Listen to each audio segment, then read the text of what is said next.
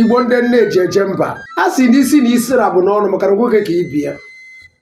Ọ bụrụ na nwata na odobe okenye ọ tara mpekere ọjị ọ taa anụ kpọrọ nkụ. Inu bụ abụbụ Igbo ji eri ji.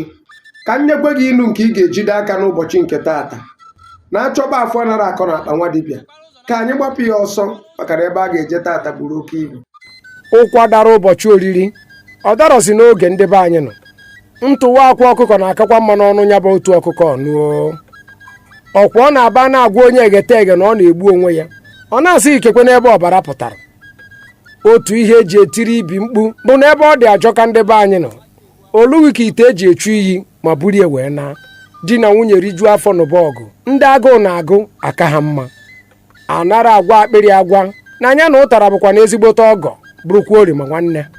Ka obe m so oke a chebiri n'ụtụtụ echi aka m bụkwa Okwuru Ọra ndị Igbo Okoro Kanze okwu anyị ọnụ.